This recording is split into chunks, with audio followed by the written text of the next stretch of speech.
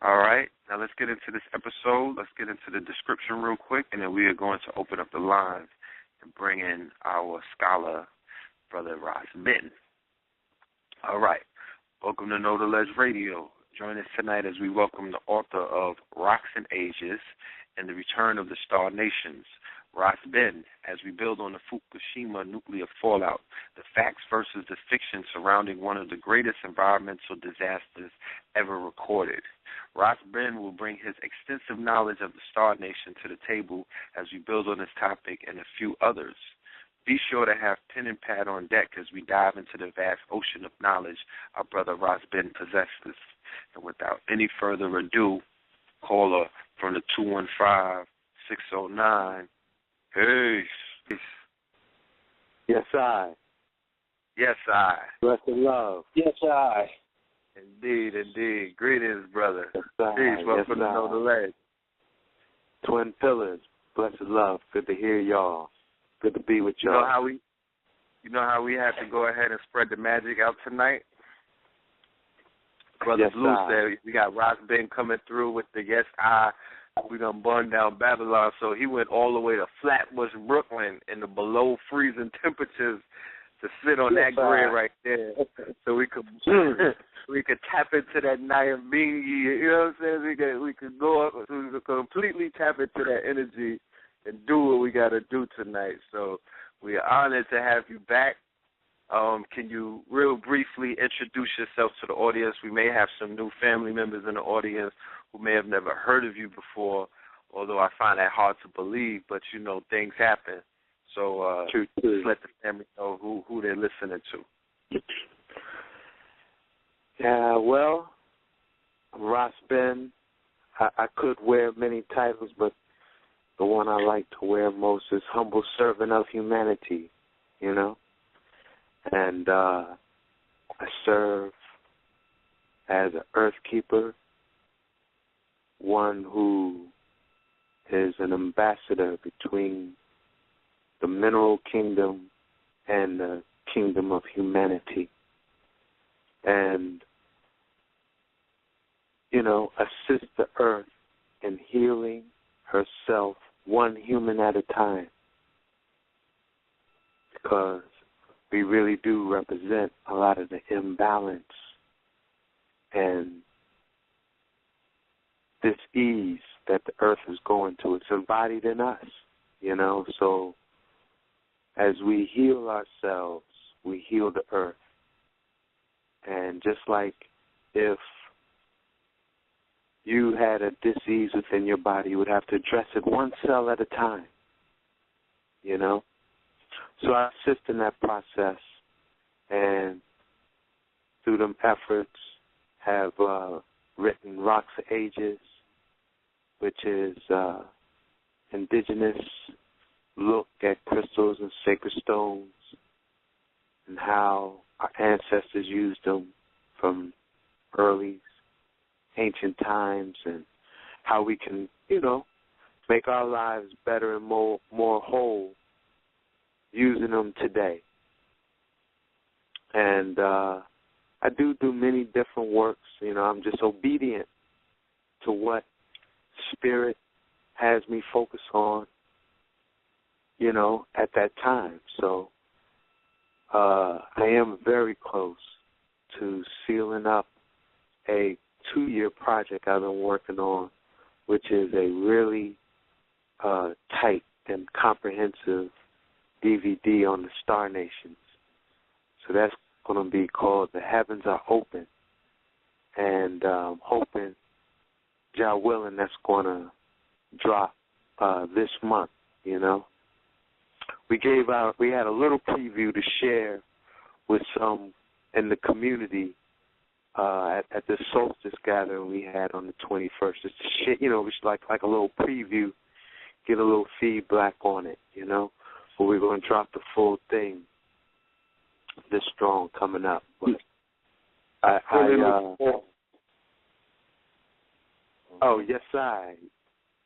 I know y'all have sat in on the Star Nations presentation, so you know what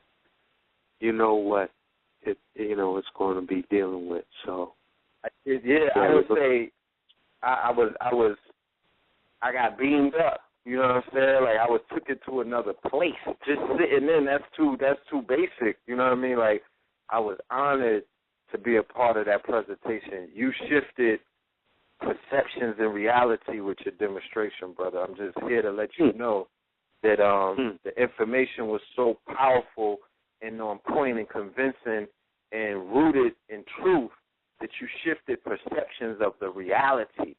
You did something for me that a lot of brothers, a lot of teachers wasn't really, you know, like the documentaries that I've watched on YouTube and stuff that I may have come across before, it wasn't completely able to do what you were able to do with your presentation. So based on that alone, you know, I can't wait till your project is put out there, because I'm going to champion it. I'm going to make sure the right people are able to see it, because this is something that is completely essential to our evolution. You know what I'm saying? Our moving forward. It has a lot to do with our ancestors who are actually here right now and are patiently waiting on us. You know what I'm saying? They are patiently waiting for us to get our thing together. Salute for the good work that you've been doing, brother. You know what I'm saying? Oh, they chose a very good portal to express their information through in yourself. You know what I mean? And I know that you're diligent with your work. Yeah, and, you know, I'm sure on the reasonings tonight, we're going to build on that, because, you know, one of the reasons the Heavenly Host has been very active recently is because of Fukushima, you know. And I think when we start looking at planetary solutions, work with the Heavenly Host is a part of this. It's really something we have to consciously deal with. So I know we're going to, you know, build on that. But Fukushima is something else the ancestors been put on me to, like, yeah, we have to awaken this awareness within our community. I meet people every week who, when you say Fukushima, they say, what? Do you hear what I'm saying? They never heard of it, right? Yeah, well, they might have heard of it, you know, when the tsunami hit Japan in March of 2011, but it just fell out of their consciousness. It fell out of their awareness. They're not thinking about it. They think that, you know, when the tsunami went away, Fukushima went away. So, yeah, you know, yeah, that's a big thing. That's a big part of this, is we have to make people more aware of this thing, you know. And, you know, that is something the ancestors have put on me. And I have been sharing presentations between New York and Philly, raising that awareness. But not just on no fear-based thing like, you know, we all about to die, but not. Because I was told no weapon that was formed against I and I shall prosper, you know? Yeah. So we got a great challenge ahead of us, but I feel like we can overcome it. And we just have to, you know, we got to think outside the box. We got to really pull all the pieces together. My question to you would be... Yeah, we could do it. Yes, I. Yeah, the first question that I would ask, just to clear, you know, the sentiments of some who may feel that, you know, when you focus on something, whether it be positive or negative, you actually give it, you know, power, being that all is mental. And there would be some in the community that would say, well, brother, there may be a reason why we don't speak of Fukushima and we don't give it our attention. We don't focus on it because we don't want it to become anything other than what it already is. So therefore, we'd rather ignore it or avoid it and continue on with everything that we're doing and put that in the box with the other quote-unquote disasters and catastrophes that were supposed to clearly affect us and do something to us that never really panned out. So what would you say to that? Well, I guess the first thing that I would say is one of the reasons we don't want to ignore Fukushima because it can have a direct impact on our health and well-being if we don't incorporate things in our lifestyle to keep us well. I've noticed in the Philadelphia community an increase of folks passing away, becoming ancestors, and I don't think it's coincidental. And I know I had a personal experience being caught in a torrential rainstorm in mid-August. It was, a torrential rain. And I got soaked thoroughly, locks and everything. And I really feel like I had symptoms of radiation exposure. I had about 2 or 3 weeks where, my vitality was very low. I really had energy to only rest. And I just had different issues and experiences with my body that I had never had before, and I could really only attribute to getting exposed to these radiations, that were being washed out of the atmosphere through these torrential rains. And I'm pretty sure there's increased radiation in our environment. And we have to live proactively to avoid it challenging our physical, And this was that experience was one of the things that really made me vigilant in researching it. And the things and the remedies that I used to, reestablish a feeling of wellness, it was a wealth of information. I'm actually thankful I went through it, because I feel like I could speak from experience. So I do feel it would be better. It's always better to be proactive than reactive. Yes. And, the things we can do, truth be told, if we say we're living a conscious, proactive life, a lot of these things is things we should be doing anyway. Right. It's just now we're doing it with the intention of harmonizing ourselves with this reality.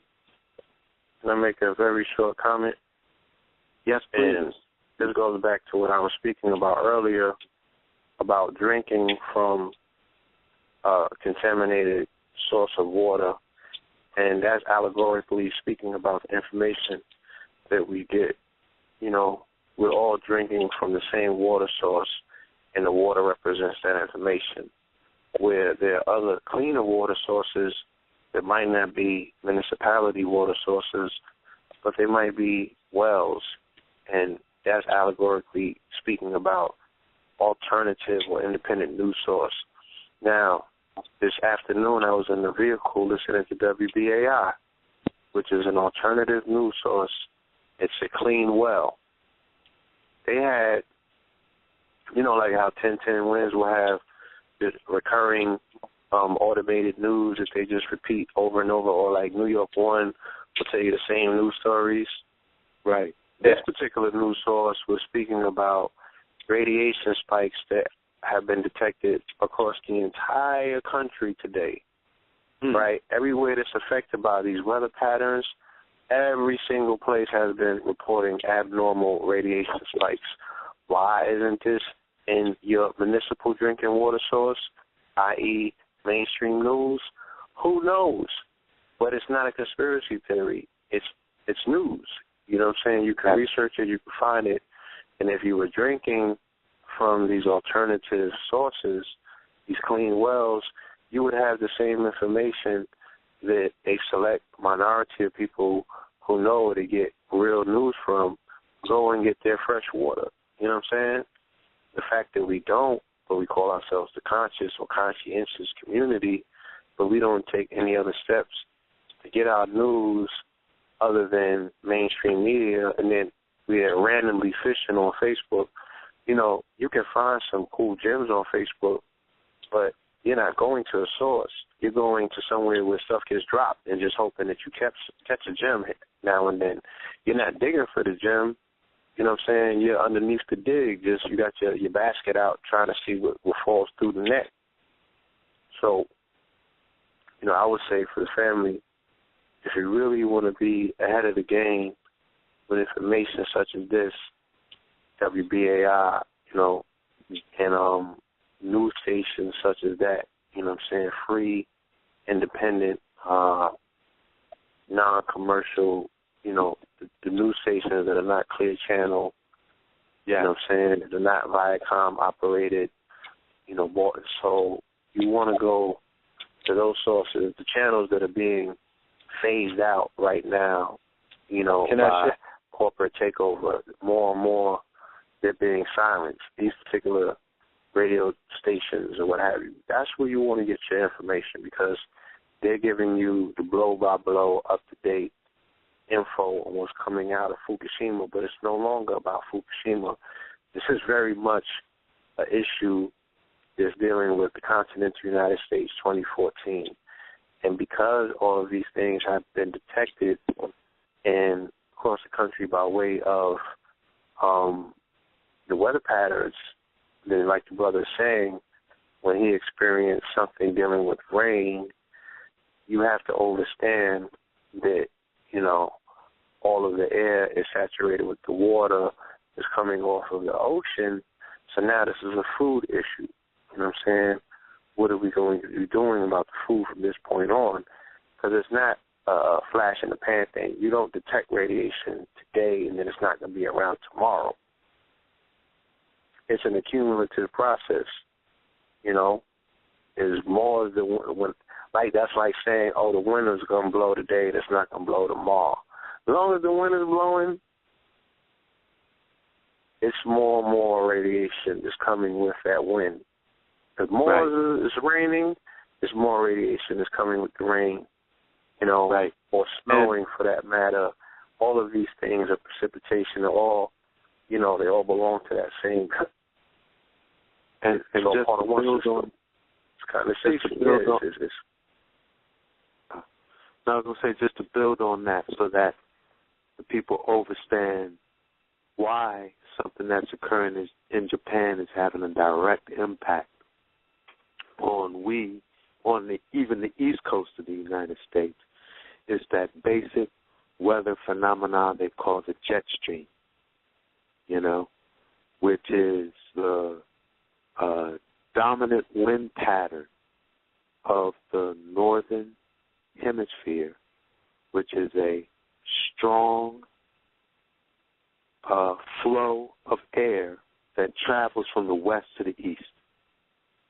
So, you know, anyone that watches the weather knows most weather patterns, you know, start in the west, maybe the southwest, but, you know, them start west and then come east, you know. So Japan is at the 37th parallel. That's about where Virginia is, okay? So Japan is like on level with Virginia, but just on the other side of the Pacific Ocean. So you could imagine that jet stream bringing radioactive material from that point straight across, you know, And Virginia is like it's a mid-Atlantic state, so it's kind of in the middle of our country. So the jet stream is going to carry that radioactive material really through the breadth of the whole country. When you look at the predictive maps as well as the detection maps, right, you see the swaths where,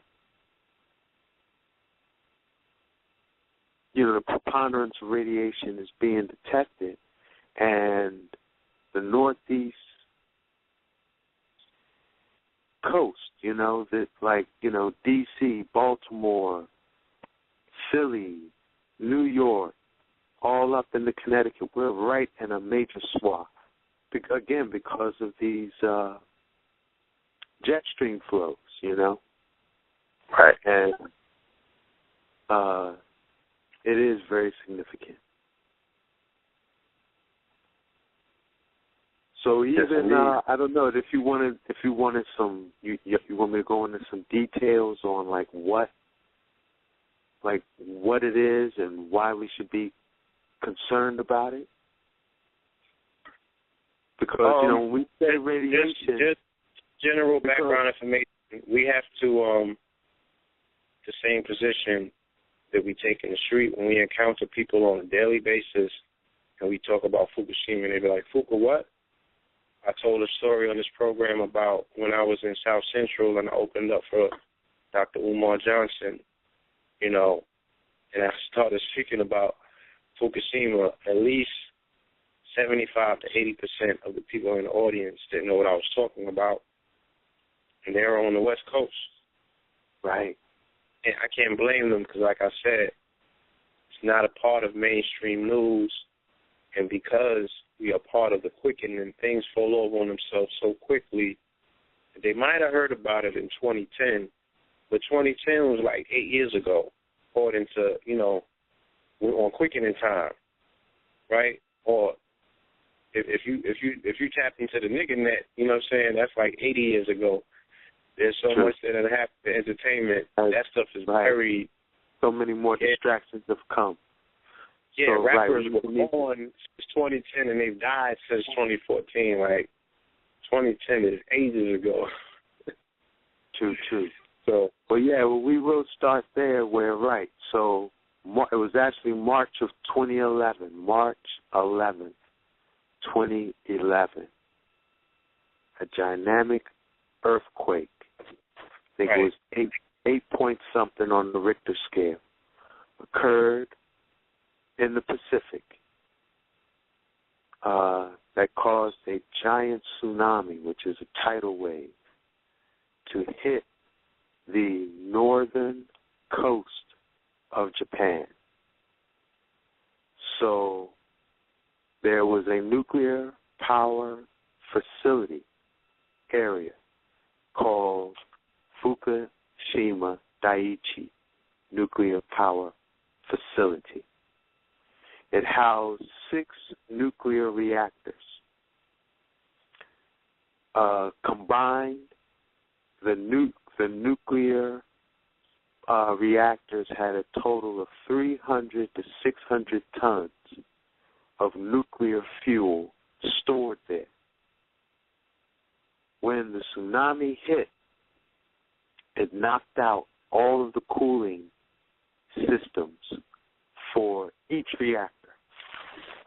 And it had different results for each.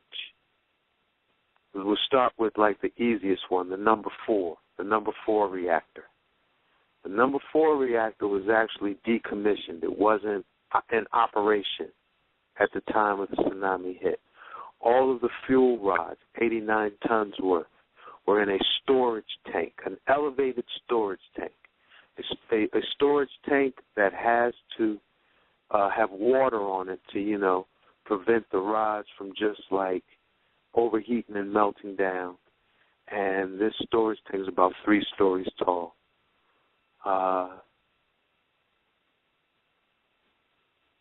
It that building remained intact. It didn't blow up.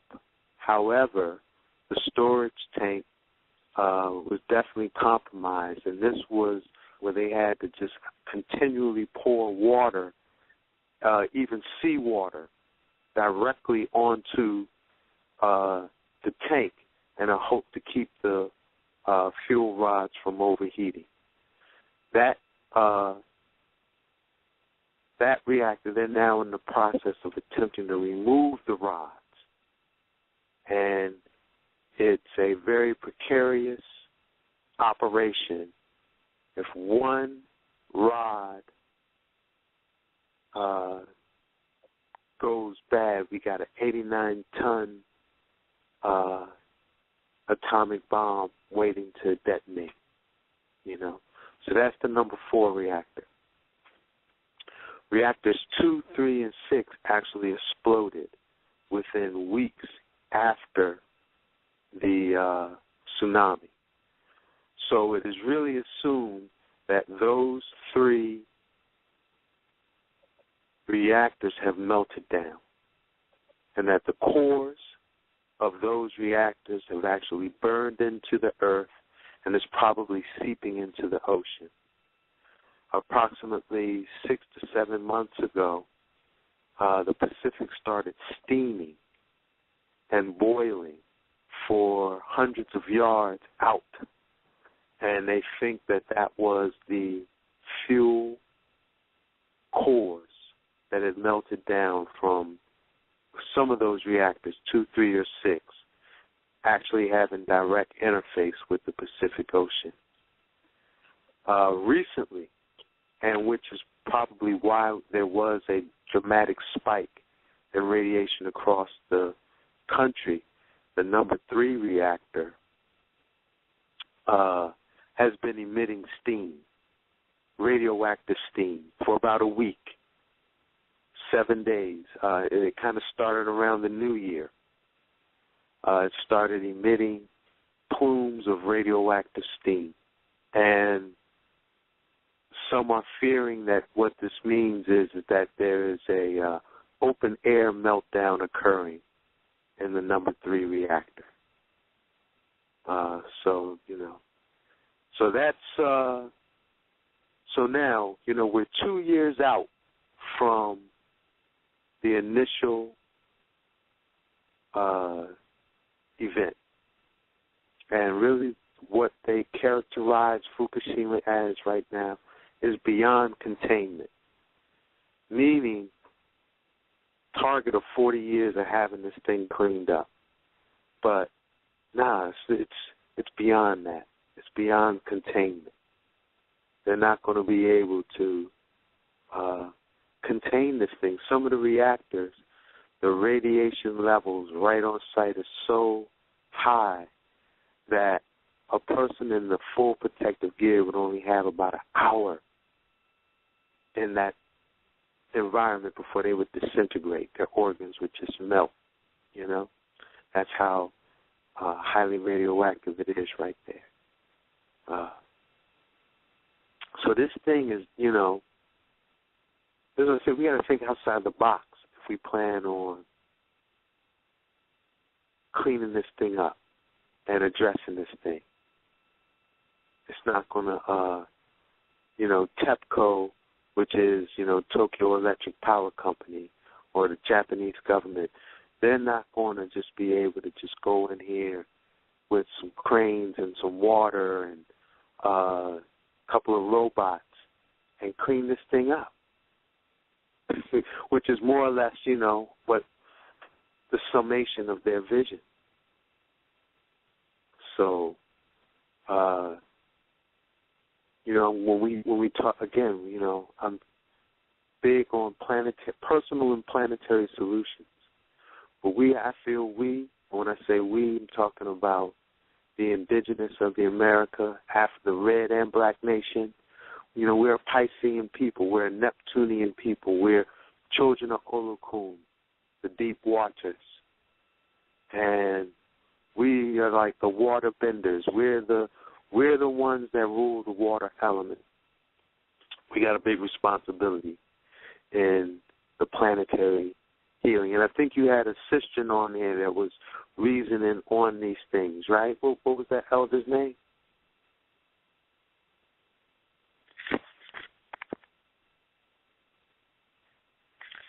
Greetings. Oh, my phone was on mute. Yeah, that's Mata G. Yes. So, yes, Mata G came forth with the information that was right. very key in what you're saying. She had a few things that I would like to add into the conversation. She said that, not only was it our job and we were obligated, especially those that like to parrot this concept that, I'm G.O.D. I'm the God son. I'm the original man. Well, you have you have a duty to the planet. You know what I'm saying? That you're supposed to be caretaking. Because it's an entity.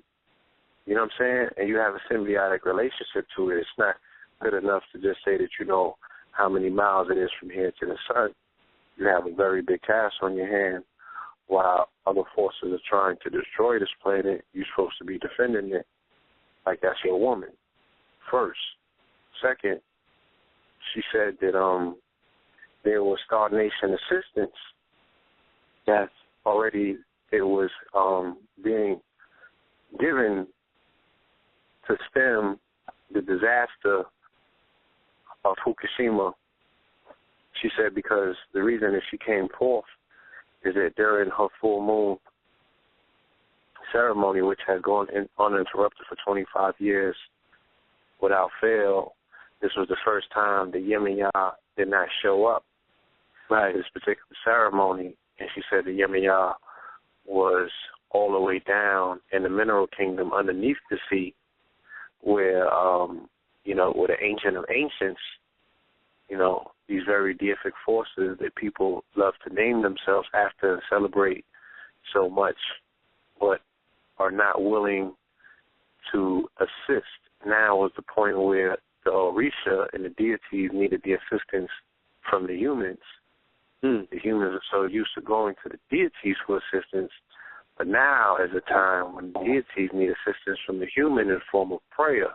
They need to make that connection, that relationship, that link, and that bridge needs to be built, okay, where we now are the last pieces on the board that have to play their part. Star Nation is like, well, what the fuck are they doing? Right. You the babies of the universe. Everybody got to wipe their ass. You can't, but when it comes time for you to do something for your elderly parents, you can't do that for them. But everyone has been doing for you, but you can't do now. You can't return the favor. And that's where we at. Yeah.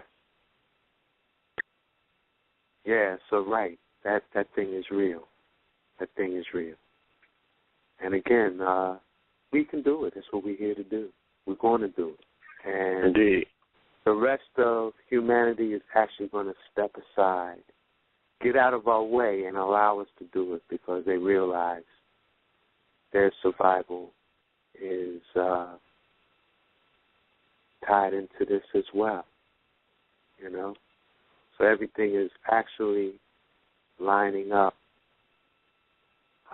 for our greatest good, And I do see it and feel it on them levels. So now, if it's Irie with you, I want to get in a little more depth about this radiation and radioactivity and what it is, just so that we all have an understanding of what we're facing, okay? Because radiation in and of itself is not bad, What we feel from the sun is radiation, So, because radiation, just in its purest form, is energy in motion. Okay? Now, what they call radioactivity is radiation that comes from unstable atoms, So that's some type of material. uranium, plutonium, strontium, some earthly material where the atoms are unstable and imbalanced. And when those atoms break down, they release energy that acts as a free radical to our body. So that is really the key distinction of radioactivity from, just natural radiation or general radiation. Radioactive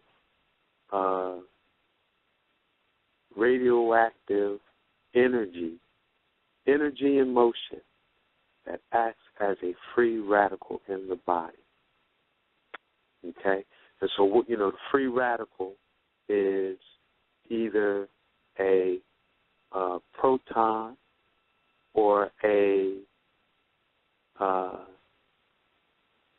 positively charged electron that when it interacts with a cell, it robs the cell of a magnetic ion or a magnetic electron. The magnetic ion or the magnetic electron, they also call it the negative electron. I avoid calling it that because negative has a negative connotation, right? So it's really the magnetically charged electron. That would be what we would call the particle of life. That's life force energy expressed on a molecular level. The magnetic ion, magnetically charged electron. Anything that takes a magnetic ion from our body, that's a free radical. If we get exposed to a toxin that takes a lot of magnetic ions from us at one time, we're going to get sick. Okay? So that could be a Twinkie, just something that's death. It's just preserved, nothing that has life force in it, And you eat it, and it just takes a lot of magnetic ions from you just because you ate something that was dead and processed, Can be an energy field. And that's what radioactivity is.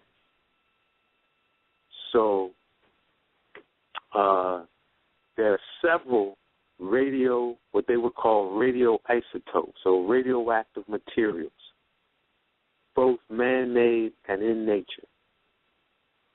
There are 3 that are being released by Fukushima: iodine-131, cesium-137, and strontium-90. These are the 3 main radioisotopes that are being released into the atmosphere by Fukushima. Iodine-131, issues with it. Iodine accumulates in the thyroid. So if we,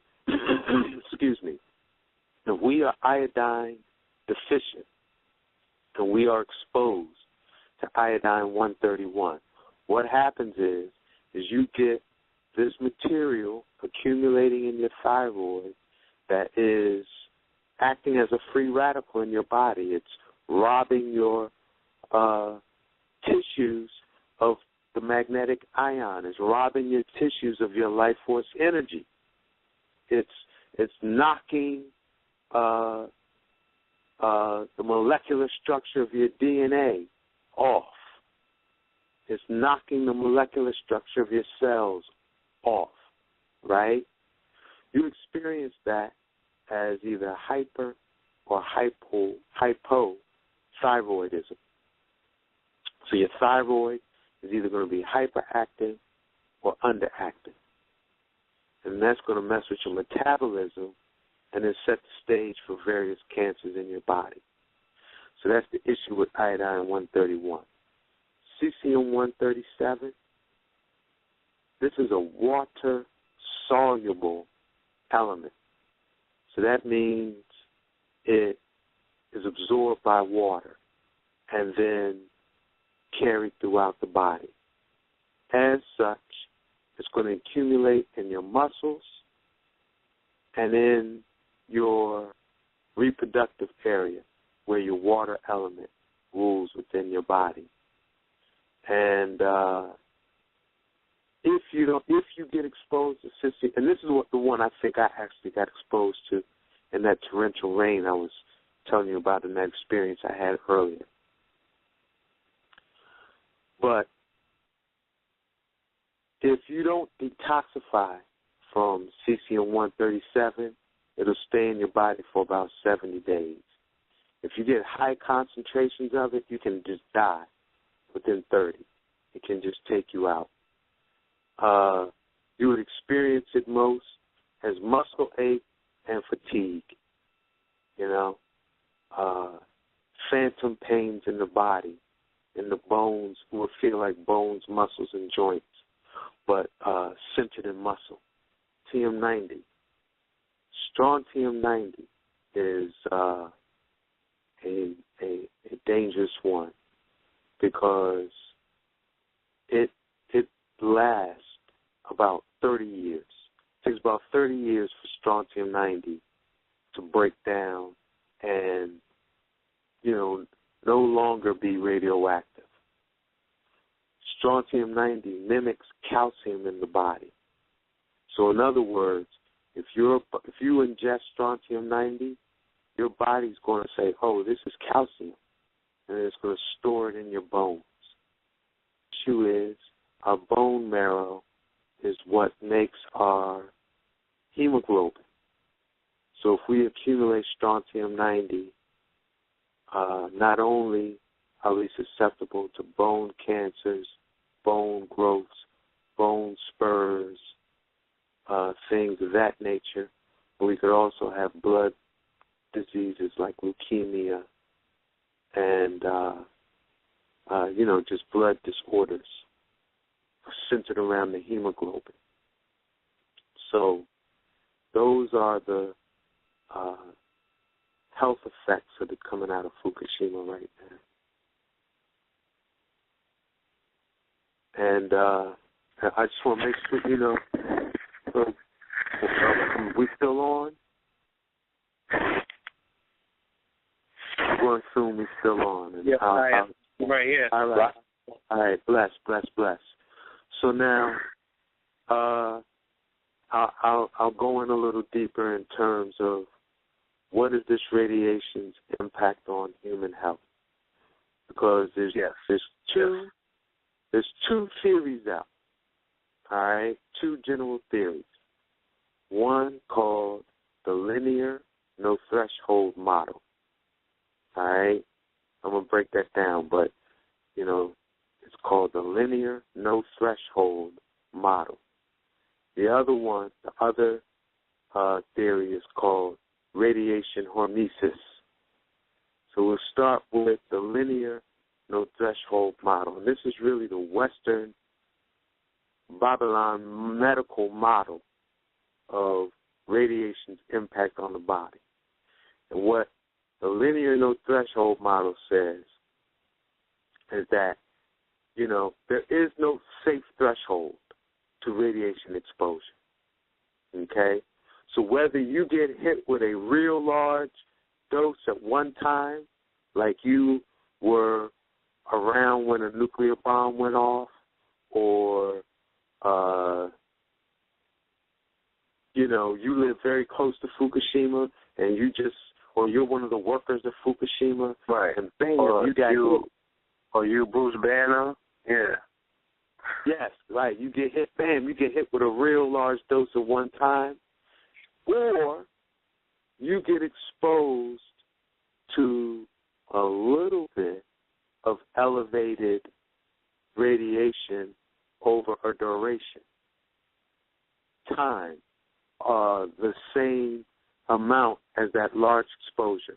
They say it doesn't matter how you get it, it's going to have a negative long-term impact on the body. Okay? So there is, Babylon, so for example, that's why if let's say you're going to the hostile pit and they say you need an x-ray, they'll say, well, how many of you had? Because how many of you have within the last year or the last 2 years? Because they say, accumulated exposure is just as bad as one big dose. Okay? So that's, and,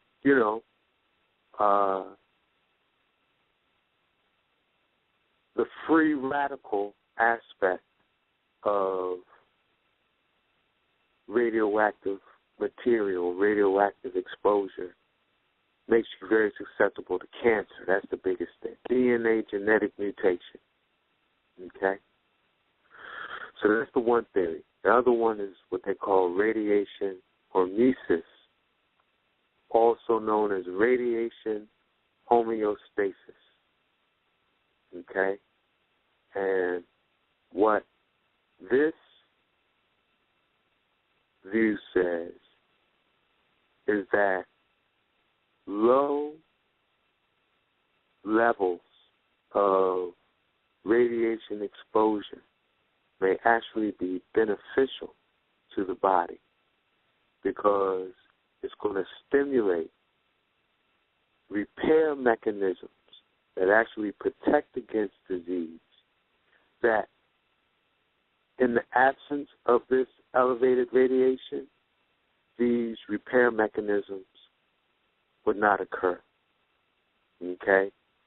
So, elevated background radiation, the radiation hormesis, may actually, in the long term, have a beneficial effect. Okay? And now, where does this come from? Well, the word hormesis means to impel, to move, to make move. Okay? And the idea of hormesis is that sometimes pollutants or toxins in low doses will actually have the opposite effect of what a large dose or a large exposure of that same substance would have. Because how I look at it, it's like a low dose of it informs our DNA of what this thing is, and it allows our DNA to adapt to it, And we see this expressed in that saying, whatever doesn't kill us makes us stronger, And also, we see it in principle in homeopathy and vaccination, the concept of vaccination, okay? Even though I'm not down with vaccines because of the way they, deliver it and the whole toxic brew in which those things are, this is the principle upon which vaccinations are supposed to work, okay? And again, I feel what happens is that when we are exposed to something, DNA takes that as information and then reconfigures our cellular matrix to be able to deal with that thing, So now, what are the repair processes that is stimulated by hormesis? One is our body has the natural ability to create antioxidants. All right? Remember we said radioactivity, energy in motion that acts as a free radical once it enters or impacts our body. Well, the remedy for free radicals is antioxidants. Magnetic, supplements, materials, something that produces a magnetic ion to be replaced from what that free radical knocked out, or a magnetic ion that will interact with that free radical and neutralize it. Okay? So our body has a natural ability to create antioxidants. There's anti-oxidizing mechanisms within our body. And that's what we really call immune response. But we'll talk about that a little more, Radiation hormesis may also trigger what's called apoptosis, which is basically programmed cell death. Meaning, let's say we got exposed to some radioactivity and it damaged some of the genetic material of our cells. Our cells have a, almost like a self-destruct code in it that would tell it, hey, if you can't reproduce yourself, if you can't twin and reproduce in your natural, divine, proper state, then don't do it. Self-destruct. That's what apoptosis is. And some say, exposure to slightly elevated levels of radiation can trigger that to occur. They also say the same might happen during meiosis, when your cells are rewriting or transcribing their genetic code to their offspring cells. If they can't rewrite their code in its proper state, then they check themselves out.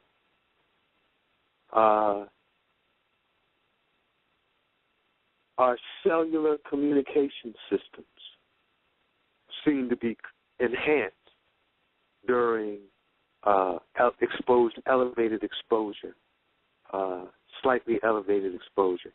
Meaning, let's say you got some cells that have been damaged. The neighboring cells can inform one another and say, we got some, check our brethren over here. They lunching, they sick. We got to work in spite of them. As a matter of fact, we got to really work to isolate them and, eliminate them because they done forgot the way. They forgot how to do their cell thing in harmony with all of us. So that process of cellular communication in the body can be enhanced. And the biggest thing is the activation of enzymatic DNA repair. So in other words, if we're properly nourished and we have enough enzymes in our body, I'm going to talk about this because this is one of the biggest things I learned from that experience I had in August, the elements that are necessary to make this thing happen. Enzymatic DNA repair is the biggest thing that can occur, But also there's dormant genetic that we all have that can get activated, okay? And, that's something I've reasoned on a while dealing with the celestial quartz. That's one of the main stones that I promote, and that's one of the key things that it does is it awakens that dormant DNA that's in us, all the gifts, talents, potentials, abilities of all of our ancestors is in us, Every cell has about 3 billion bits of information. The average human has about 30,000 of that accessed and activated. So if we activate 0.0001% of our dormant DNA. We double the information we're accessing. So, that's another thing that can be stimulated when there's elevated radioactivity and background levels in the environment. Excuse me, I'm getting flyovers. All right, and the last thing is the immune system seems to be able to minimize tumor growth, what they call tumorigenesis.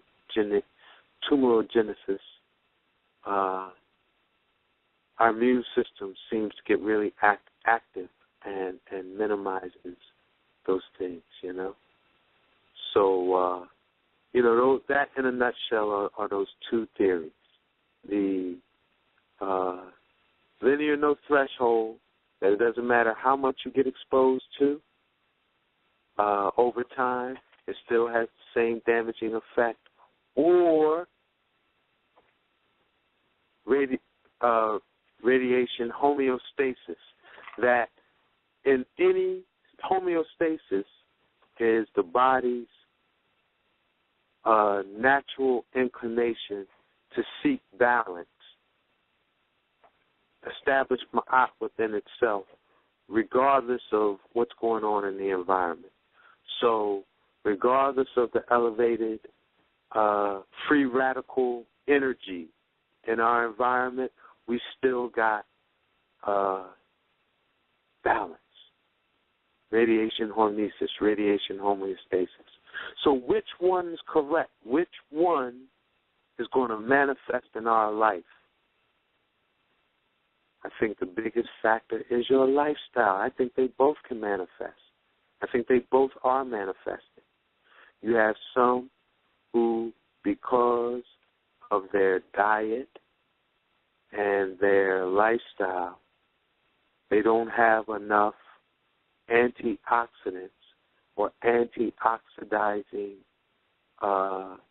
magnetic ions, magnetically charged electrons, life force, chi, niyama, prana, orgone in their life, so that when these elevated radiations come into their environment, bam, they're sick, bam, it's taking them out.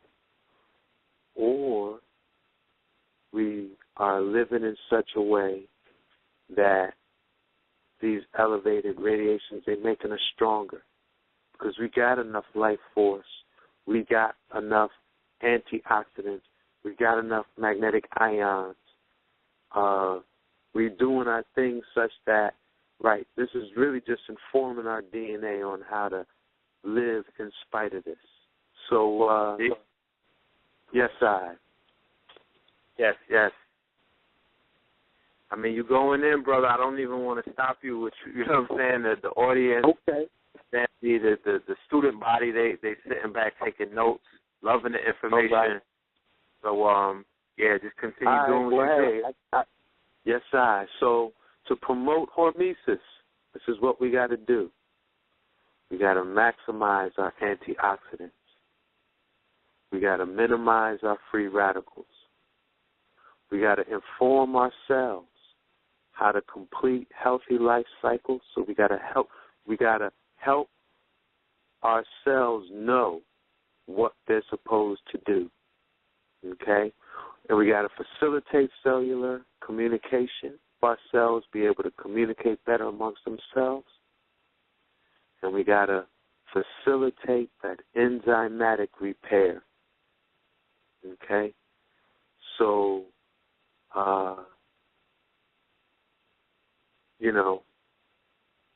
that encompasses several things. On some levels, it's things to limit exposure, right? So, like my experience told me, we got to avoid the rain.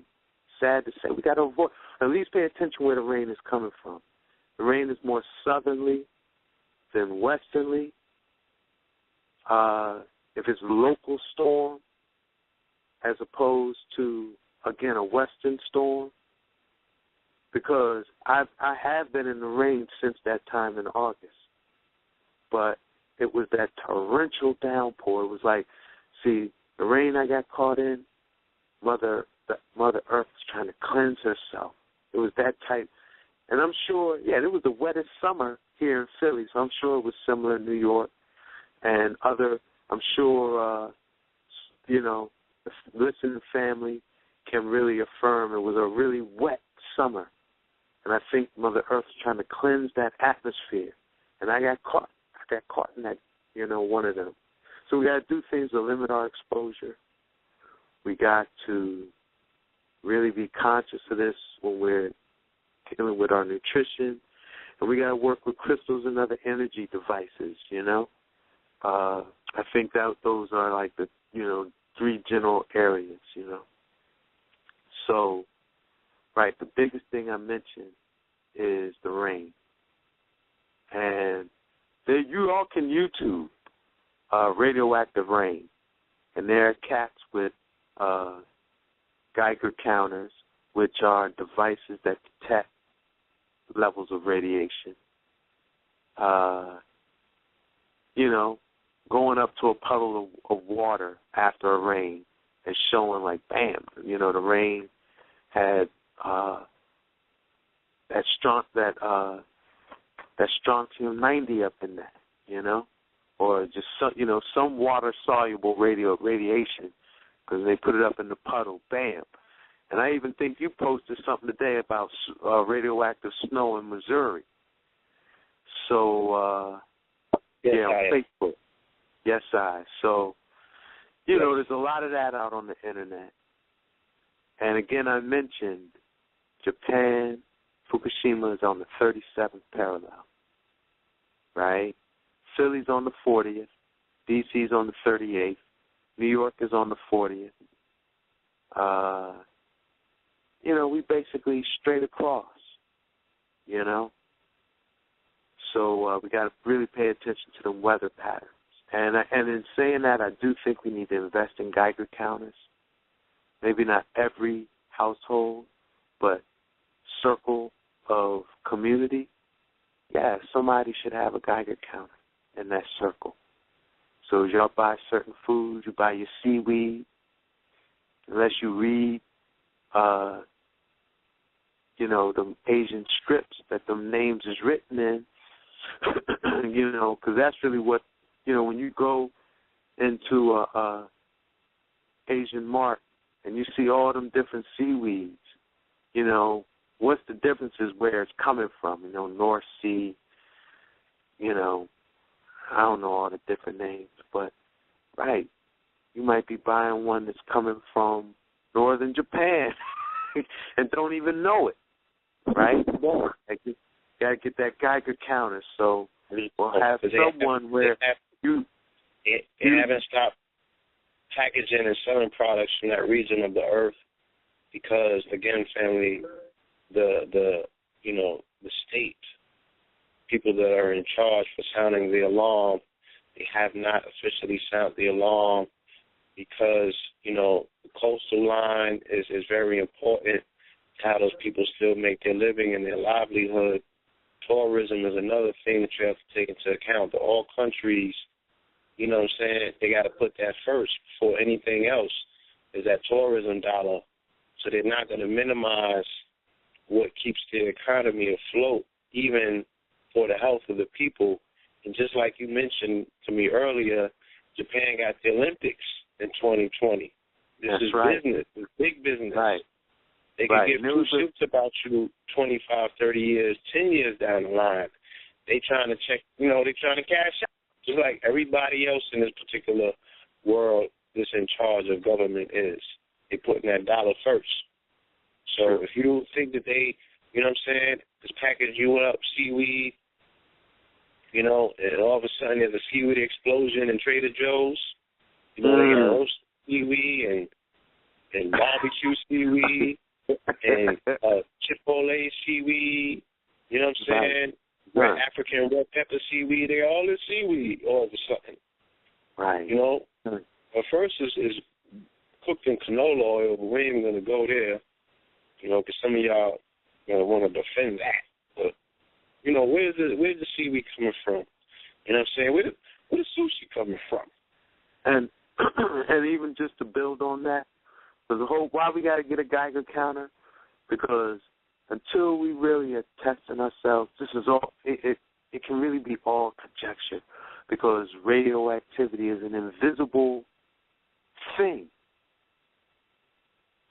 So really, how I got sick in August, it's my best guess that that's what it was. I don't really know. You eating seaweed from Trader Joe's? You don't know. Right now, it's conjecture. But when we have a Geiger counter, we can test that joint, and you can YouTube that. YouTube radioactive seaweed. There are cats on there testing their seaweed, showing that, yeah, it's radioactive. YouTube it, you know, and you'll see that. It's something that someone in our community, we should be able to go to and do that, you know. So some other things to avoid that exposure is things we should be doing anyway. Yeah, we are the conscious community after all, you know what I'm saying? So should we not be conscientious of what we eating if we understand the importance and the whole, you know, aspect of you are what you eat? You know? Yeah, absolutely. Yeah, I mean, you know, we're in an environment that people identify with, and they like, yo, this conscious community is hella toxic. You know? Could it be that you're eating radiated food and don't know it? You know, how much more toxic could this community get if they throw radiated food into it? Like, woo, it's a scary thought. Yes. So yes, some other things, take your shoes off at your door. Don't walk your outside shoes throughout your house.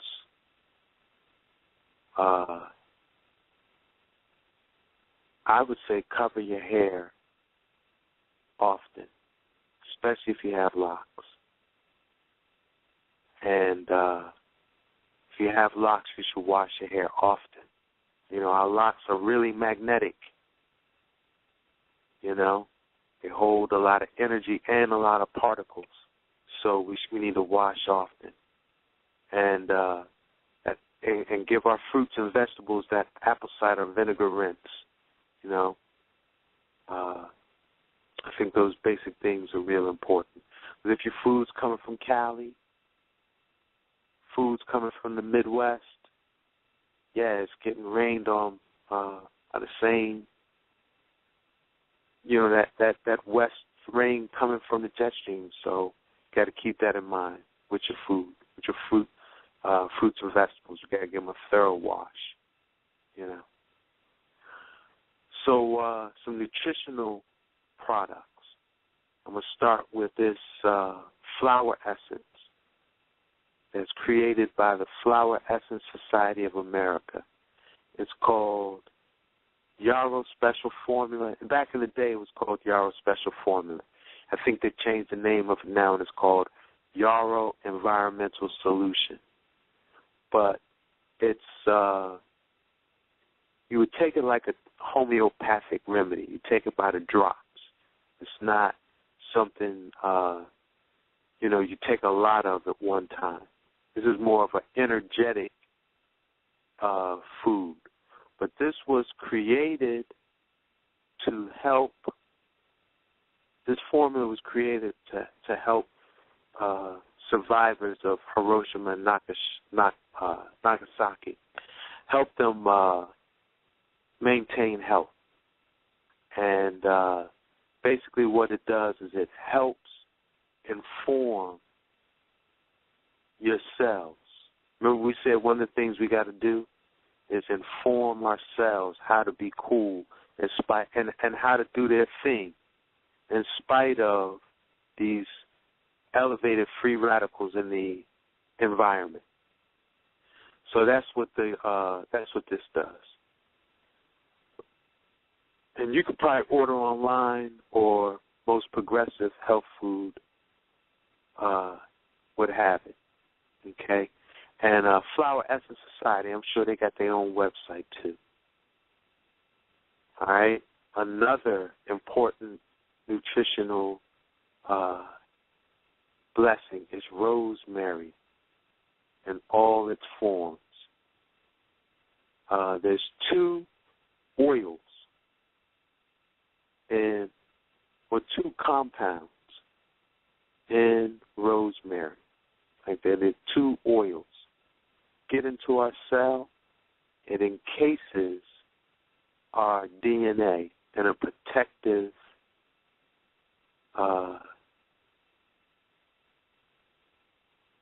protective plasma, you know. So it really protects our DNA from mutation and keeps the integrity of our genetic code intact. So we could use dried rosemary in cooking. We could get the essential oil of rosemary and use it topically and in our hair. You can't ingest essential oil of rosemary. It's volatile. Yes, it's a volatile oil, so you can't ingest the essential oil of rosemary. You either have to put it in like shea butter, mango butter, or cocoa butter, you know, or put it in your black soap so when you're washing, you know, you could do it topically, right? But you can make a rosemary tincture. Get yourself a high-quality brandy or cognac, and I would start it on the new moon. Get some fresh organic rosemary leaves. Grow your own.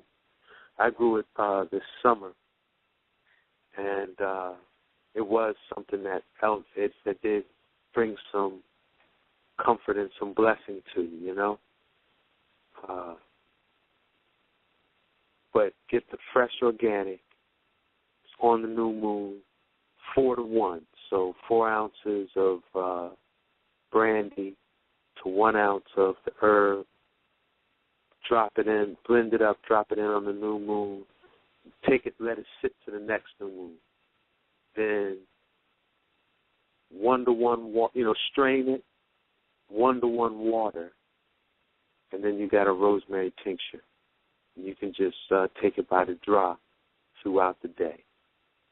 You know, rosemary brings a lot of other blessings too, particularly to the mind. You know. So of course, all live food,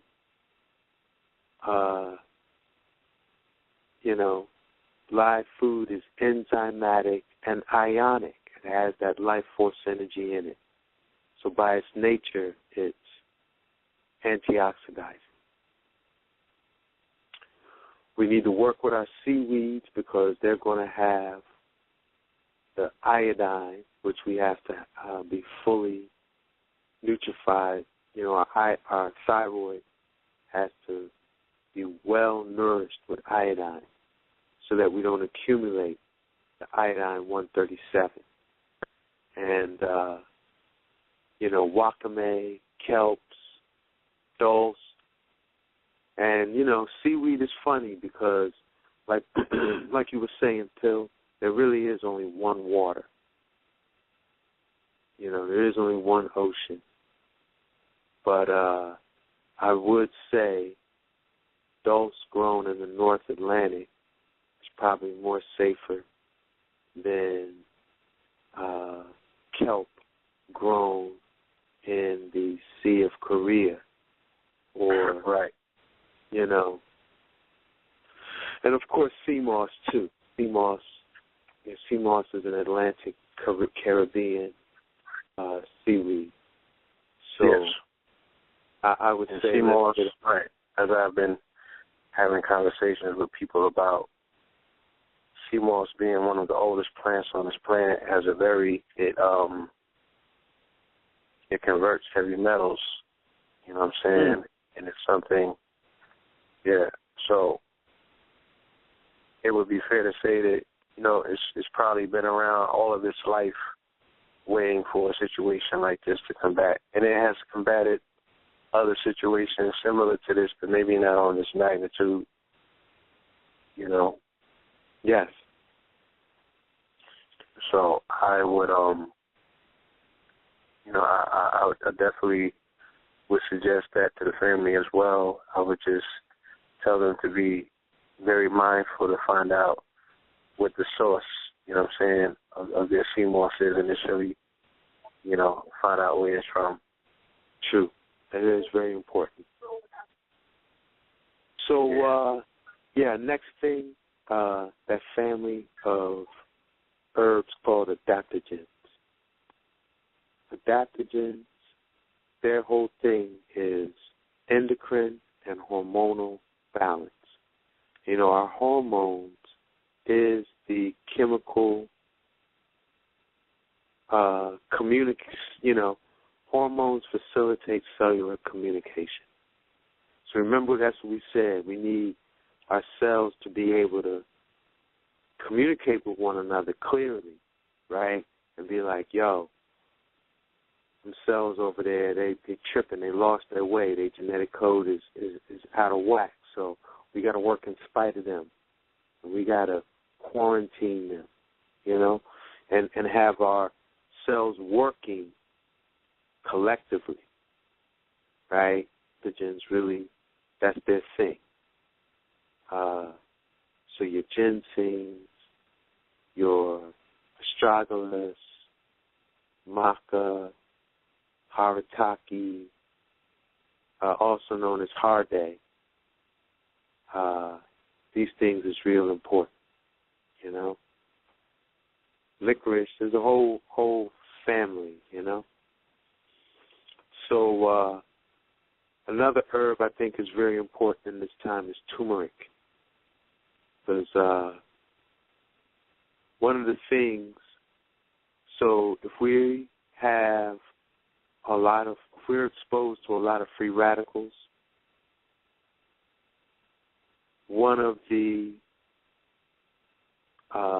responses that occur in the body is called inflammation. We get it, you know, we have inflammation in the body. So turmeric is the major anti-inflammatory medicinal.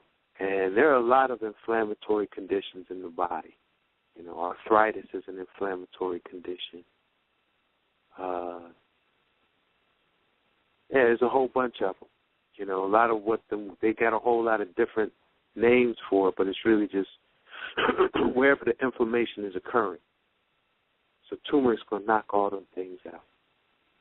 It's a major antioxidant, and it also blesses the liver.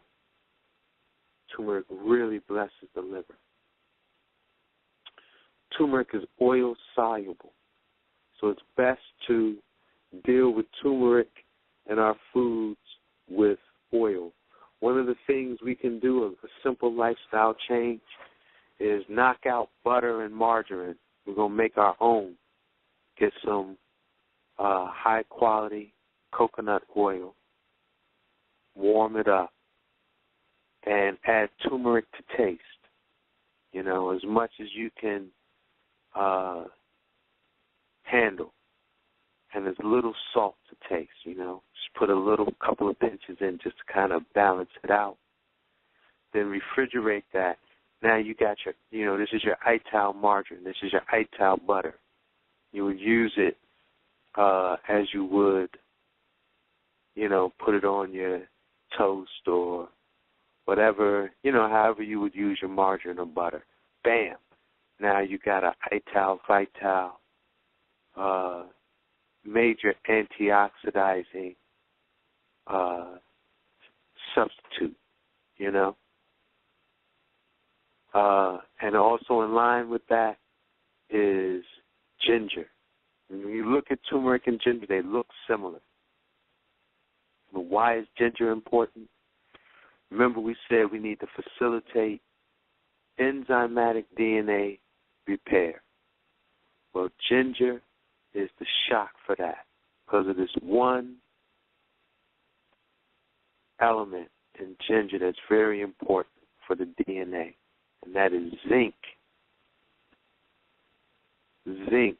Zinc, your DNA, remember that genetic transcribing we was talking about. Your DNA writing itself correctly, and all of those, the idea of enzymatic, like your DNA being able to repair itself, right? The element it needs is zinc, but not just any type of zinc. It's got to be enzymatic zinc. It's got to be living zinc, ginger, unheated, is what you need. So you're either going to juice the ginger if you got a high-powered juicer, just, juice it up. If you don't have a high-powered juicer, just take a blender. Wash your ginger real well. You keep the skin on. Drop it in with some water. Blend it up, and then strain. You got living ginger. This right here this is a powerful medicine right here, man. This turns back the hands of time on the body. And a very powerful drink you can make is blend up some ginger, then hit it with a little turmeric, some citrus, some lemon, lime, and, agave or a natural sweetener to taste, okay? And I'm going to tell you something else we got to get up on. I've just recently been working with this, and it's, I'll say making it for myself, but kombucha. Because, I'm sure a lot of the listening family, right, GT's kombucha and Whole Food, Whole Wallet. Yeah, man, it's hard to go into Whole Food and not grab one of them kombuchas, right?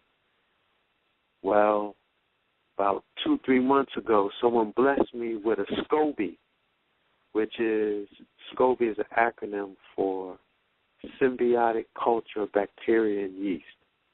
It looks like a big mushroom. Ferments kombucha tea. It's what makes the tea. But it's really a two-step process. You got the tea fermenting with the SCOBY.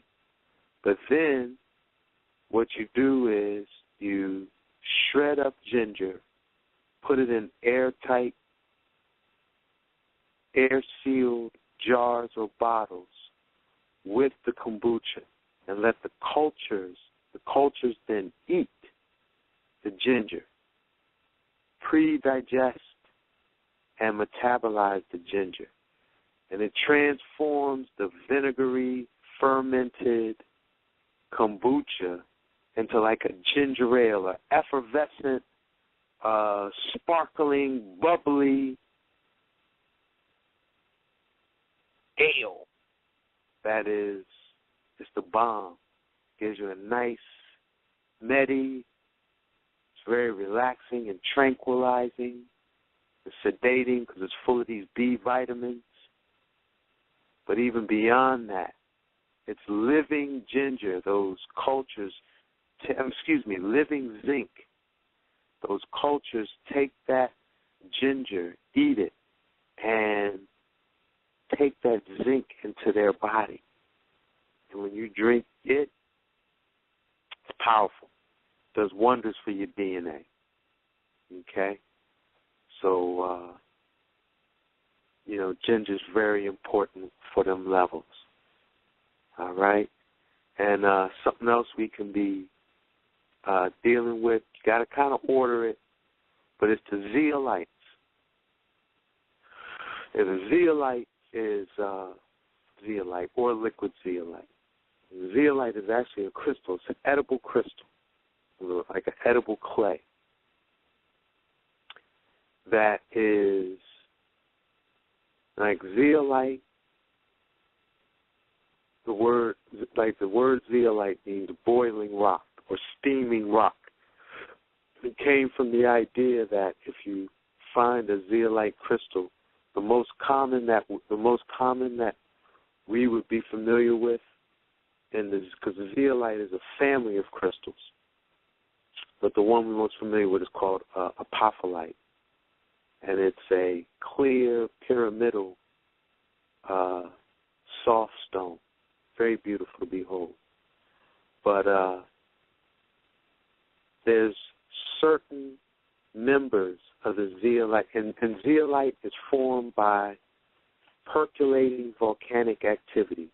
So you got volcanoes heating up mineral-rich water that then percolates, and the minerals get thrown together in the percolation. And because of that, zeolite is a water-rich, call them steaming. Remember I said the name zeolite means boiling rock. They call it that because if you heat a zeolite crystal, it'll release the water that's inside of it and start steaming, right? But because water is a part of its molecular structure, it forms these large, what they would call a molecular sieve or a molecular cage, such that if you ingest the zeolite, it's going to pass through your body and trap all radioactive substances. Oh, because another thing about it is it's magnetically charged. It's highly magnetically ionized. It's magnetically charged. So it's going to bind with all positively or electronically charged particles like radioactive material, basically all free radicals. It binds with all free radicals, neutralizes them, and then you eliminate it out the body through your urine and your bowels, painlessly.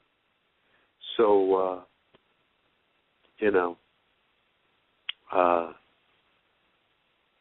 again, that's something you can get online. I should mention, I'm going to mention it towards the end also, but I'm doing 2 presentations on this information.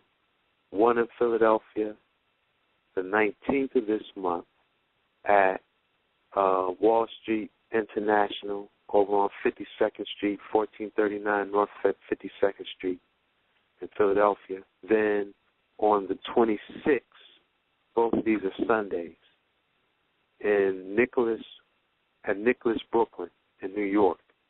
And I want to have zeolite products available. Okay?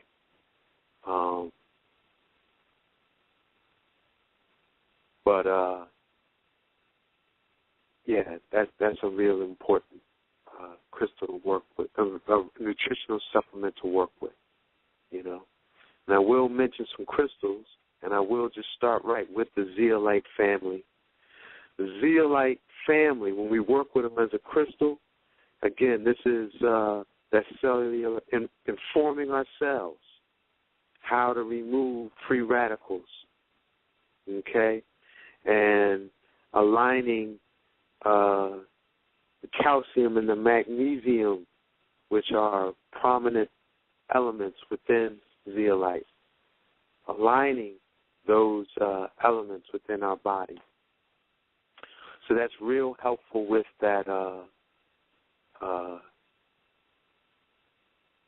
that strontium-90 that accumulates in the bone, The zeolite would help with that.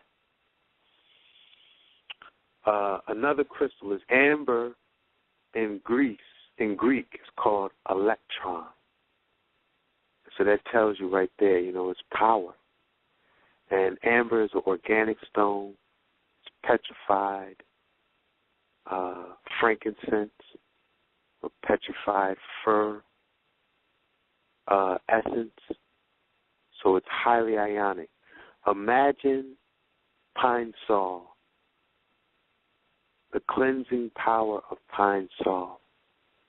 You got a big gallon jug of pine sol. How much cleaning you can do with that? Imagine that concentrated in a crystal, in a rock. That's what amber is. So it draws out, it cleanses, highly magnetic, highly ionic. Another one we want to work with. How do you clean amber? How do you clean amber? Yes. Good question. I would put it on roots of trees. Put it on a tree, like a secure tree, or, if it's not a secure tree, just sit there while it's sitting there. Like if, you ain't got a backyard, go to a park, put it on the root of that tree, let it sit there, as long as spirit will allow. Yeah.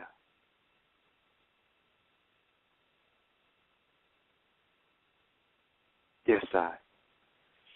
You can also put it on other crystals, like if you have a large quartz or a large... I got selenite. Yeah, I got a large piece of selenite. Yeah, selenite would work too. Yeah, put it on another larger stone, That would help too. Yeah. You try that out. Because amber, it's not like amber's going to lose luster, with how malachite, some stones, let's say you use malachite a lot and you wear it a lot or you're doing body works with it, it's going to show over time. The luster on that stone is going to change. It's going to go from a brighter sheen to a dull appearance. Yeah. And you're going to have to, you can clean it energetically, but you're also going to have to bring the luster back, through either sitting it in some lemon juice or running it under, maybe putting it in a spring or a creek, let some really fresh water bless it. But you don't really have to do that with amber to cleanse it. I think letting it, trees have, particularly the roots of trees, they got that earth energy, that magnetic earth energy strong in them. And amber sitting in that, it's going to, it's going to bless it up proper, I think that's the best way. All right. So now another stone we want to work with is the tourmaline family. Black tourmaline is one of the major protection stones, period, But also the green and the watermelon. Those are our rejuvenators, So they're going to help with that repair, cellular rejuvenation. That's keywords for the green and watermelon tourmaline. Also, the watermelon tourmaline, just on the side, it really helps us attune with the heavenly host, with the star nations. That watermelon tourmaline is very important for working with them. It's the stone sacred to the Archangel Metatron, who is Enoch ascended, Yes. The watermelon tourmaline. That's the power. I saw some pieces out in California, man. It felt like real Star Trek-ish. I was like, whoa, this don't even look like it come from here. You know what I'm saying? It just has a whole nother energy and feeling to it. That's right. It looks right. like it's something that you could put in an engine on one of them starships and get them going. Yeah, hey, let me tell you this, too. Like a nexus of power, yeah. Watermelon tourmaline is associated with the seventh heaven. So get yourself a piece of watermelon tourmaline and work it. Work that thing with your CMOS somehow. Oh, yes, indeed. It's going to take it to the next plateau of frequency, Because you're already on that frequency. Man, watermelon, that's really what watermelon tourmaline does. A faster than speed of light, or what they would call a non-local connection with the seventh heaven through resonance. You're connected to the seventh heaven through resonance, through frequency, when you're working with watermelon tourmaline. Yes, indeed. That's right.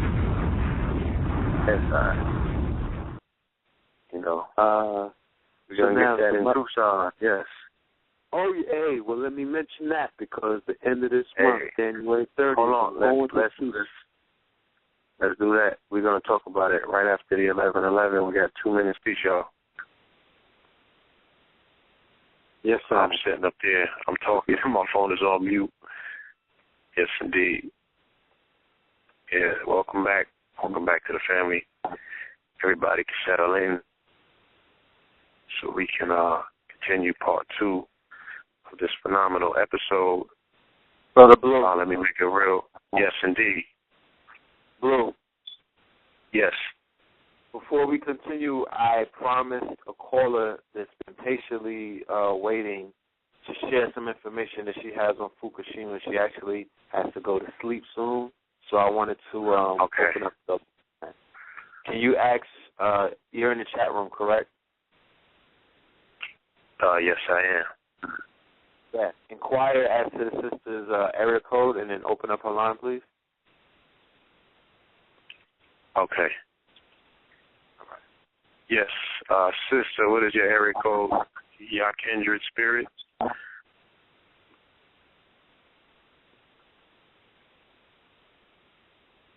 Okay. As we proceed, let me go to caller from the 678-536. Caller from the 678. Peace. Peace. Good evening. How are you? Wonderful. And yourself? I'm fine. I appreciated that music. It's kind of relaxed me, so it kind of changed up my presentation. Oh, you had the fire? You had that fire? Oh, my God. Yeah. Yes, indeed. Let me try to get myself in order. I'm really tired, so excuse me. Yes, please. My name is Yakindra Spirit on Facebook. And I am been researching the Fukushima incident since it began from the last 3 years with our research group on Facebook, Brave New World, Surviving the Apocalypse. I have a group also called Ya Alert, and we have True Media Network. We've been informing people what's going on. So briefly, I just want to, try to share some of the information I know.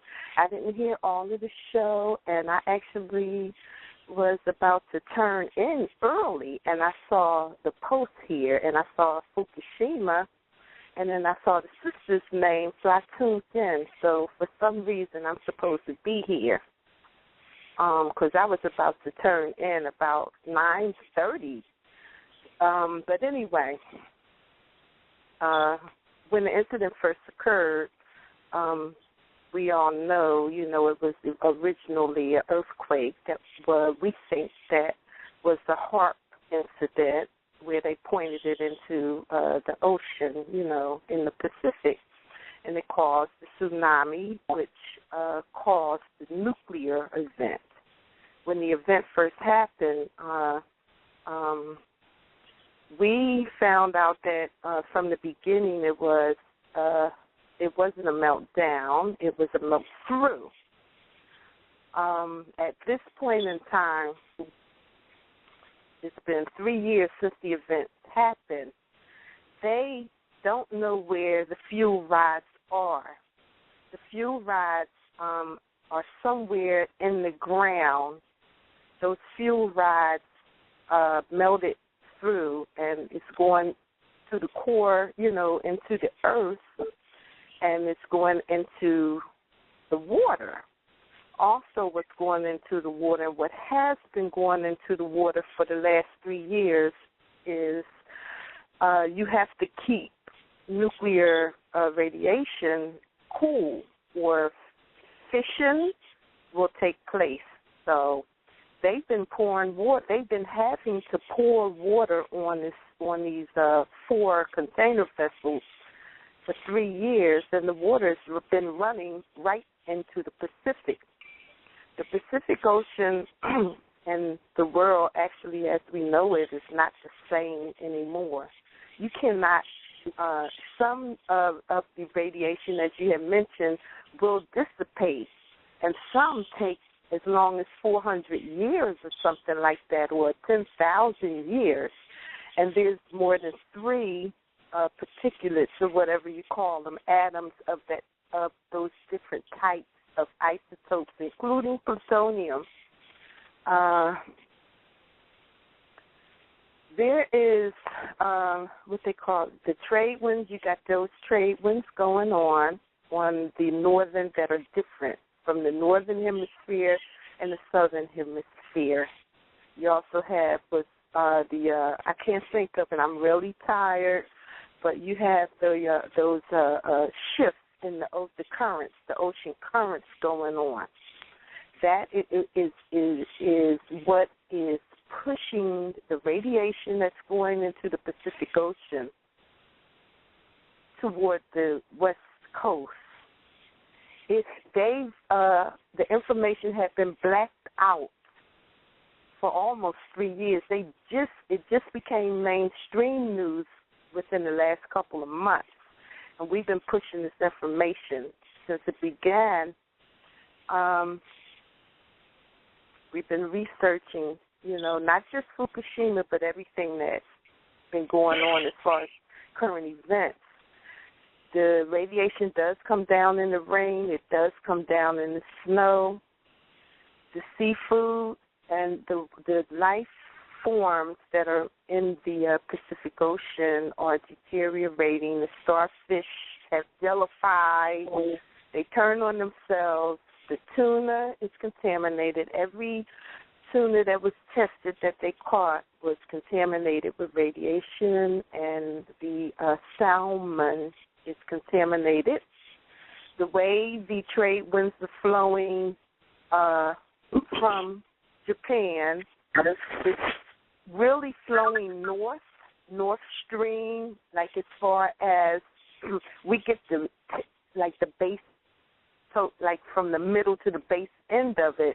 It's the majority of it is Alaska, is Canada, Alaska, and the thing about it is it's hitting smack right back into Europe. However, the debris is on its way. Animal life in Alaska and those places are also being affected too. The seals, you get, and walruses, the dolphins, all of that stuff, all these different things are going on. You have mutation of food sources, vegetation mutated. And you can see this stuff on YouTube. So vegetables, are mutated, and you not only have what's happened to Japan and the Pacific Ocean, you also have the Gulf Coast with the BP oil spill. They have that was never cleaned up, and then they added that Corex or whatever that pharmaceutical stuff is that was supposed to absorb the oil. Right. But it went down. It's contaminated the Gulf Coast. So there's cases of fish that have the sores and spots on them, shrimp, eyeless shrimp, and these things are being sold. I know for one place at Walmart, the bag of shrimp is marked that it's coming from the Gulf Coast. It's Gulf Coast shrimp. If you look on Facebook, there's a resource called West Coast or Coastal Warriors, and it's an advocate group that, talk about those type of issues. They have pictures. We've posted these pictures on Facebook for the last 3 years, but we get censored. They delete our information. We've lost 2 years of research. But anyway, so what you're talking about, the situation is critical. The situation, they cannot fix that situation. They were going to try to fix it by putting up some type of ice wall or something, but they don't know where those RAS are. They're just now calling out for help. This CDC and all the different agencies, you know, the U.S. agencies. I mean, it's just been like a total nightmare. The things that I know that, like, it's different things that we need to be doing, as you had mentioned, brother, that to try to protect ourselves the best we can. We need to be focusing on that kind of stuff. Seaweed actually is one of the things that is very healing and will absorb radiation along with sunflowers. However, if you analyze the seaweed, milk, stuff like that, milk also is one of the things that highly absorb radioactive materials. But because of that, the seaweed and the milk is contaminated. So things like your essential oils, your herbs, you know, your natural remedies, your food sources that, you know, like your turmeric, your herbs, stuff like that. But the main things that we have to add is need to soak. We need to be soaking at least 3 times a week if you can, no less than 2. The things you can soak in is Epsom salt, sea salt, and clays are the most beneficial. You mentioned zeolite. Bentonite, another name is mortarilla or something like that, and it's another one too. It's 3 different types of clays. So you have to soak in your clays. Have your children soak in those clays, and also bentonite. And if I'm not mistaken, zeolite you can actually take internally, and it will absorb those heavy metals and toxics. We should be focusing, let it be known that 2 years ago, the white folks that have resources put out a mass call to leave the northern hemisphere of the planet. They are destroying the planet. Pacific is the largest body of water on the planet. We don't know how much time we have, or if this even is going to even be rectified or remedied. It's still continually, it's still spewing into the ocean. And if you do your research, you'll see there's the source. I put a couple sources up on this here chat. Anynews.com, they are one of the sources that have been monitoring it, and there's many more. But and also on our pages, we have listings, and I personally have listings of some of the healing remedies that we should be using and we could be using. We're also a part of our radio show, True Nubia, is also in conjunction with, we have some local and global resources. We have members of the black community that are and have been ex-FEMA members and are experienced in emergency preparedness. So we need to be researching things like emergency preparedness, situational awareness, knowing what's going on, and actually one of the most important things is economic development, because if we don't have the money or the resources to get the things that we need to protect ourselves or to get clean food or to do anything, if we can't do it without any economics. You know, anything else, I mean, I'm an elder. I'm over 50 years old, and I waited so that I can, you know, hopefully I can say something that, you know, assist the audience, you know. But it's a real situation.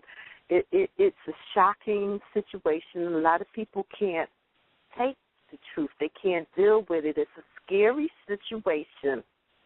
But I myself am a person, I want to know what I have to face. I want to know, if you're uninformed, how can you be empowered, you know? So I want to know. I have children that are 20 and 30 years old. I have grandchildren, so I have to let my loved ones and my people know, So that's why I waited, to say this.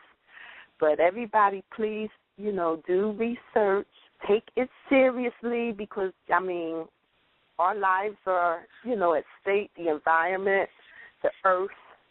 If we have any faith or any awareness, and I know we do, from what I've seen and heard on this radio show, having awareness of who we are and, that we have guardians and protectors, now is the time, to reach out, because the world is not like it has been. You can't get rid of plutonium. This is science. Mankind, those kind of men, that race created. When you create something you have no control of, science has its positive elements, but it also has detrimental elements, and that's what we're dealing with. And they can't stop it. Japan is done. Don't go anywhere near Japan. Try not to eat out of the Pacific Ocean. If you're dealing with your seaweed and stuff, try not to get it from the Pacific. These are probably the last days or a year or two that we're going to even have access to healthy seafood. And if you think about it, it's going in the soil from the rain. If you agriculture, the way to agriculture now is aquaponics, indoor farming, that type of thing. We have to protect. If you make money and get resources while we're here sitting and praying or listening to rap music or whatever our people are doing and not focusing, white people are preparing. They have weapons. They are training. They're storing food, storing water, building safe houses, and leaving the continent. So we still want to have, we still want to have that positive life force in us and that positive will and that positive hope and that positive power because God is in us. We got to stand up and face all the ish that we face in racism in all 9 areas of activity. And on top of that, we have environmental issues to deal with. This is not a joke. This is serious. If it's not contained, it's done. We're here. People are leaving the U.S. And the ones that know are leaving for that. That's why they're doing all they're doing on the different land masses to the indigenous people of these land masses to what they're doing in Africa with this whole second land grab thing, moving people out, doing these, it's just totally serious. Right. And I just came from California, and a friend of mine texted me last week. He's a Hollywood actor, and I've been sharing some information with the brother, you know what I'm saying, and he's been receptive to it, but he had got an email from an A-list actor, and the A-list actor had got an email from his doctor, and his doctor deals with a contingency of these A-list actors, and the doctor specifically was telling them about this impending emergency, and he was telling them what kind of iodine to get. He specifically was telling them to take the iodine tabs and put it on their neck, near their throat, So my partner was asking me, why is this? And I had to explain to him because of the absorption of the iodine to the thyroid is what he is trying to, get these actors in line with. And I also had noticed a article that I had read before I left California that was speaking about, all of the bigwigs in L.A. were abandoning their homes. A lot of their homes are up for sale, and they were leaving. And they were saying in the article that it was about earthquakes. Ain't no damn earthquakes. You know what I'm saying? And I was in Los Angeles when the oil fish washed up. I was in Los Angeles when when all of the starfish were washing up. I was in Los Angeles when the squid were washing up. Did you see any of them?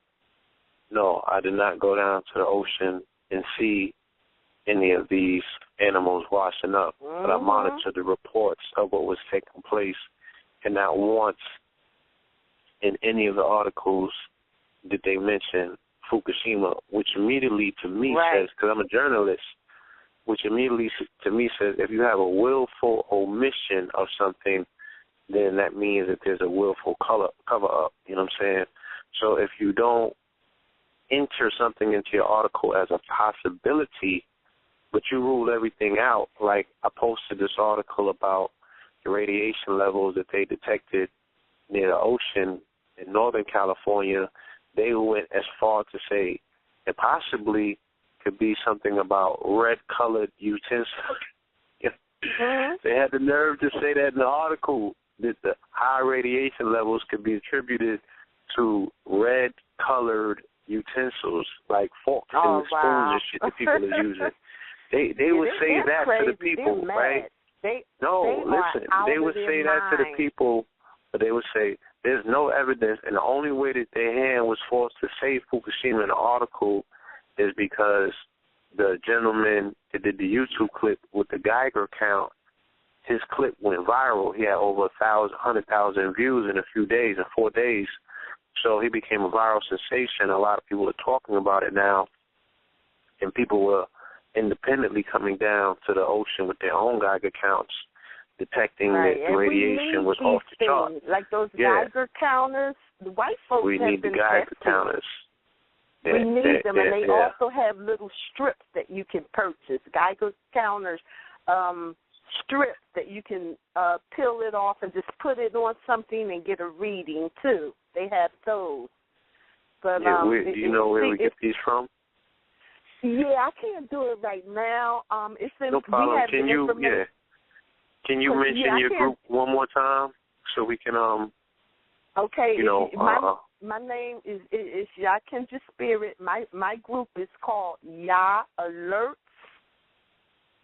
and it has an acronym YASS for Ya Alerts of Survival and Sustainability, and it's an umbrella group from our original group, which is called Brave New World: Surviving the Apocalypse.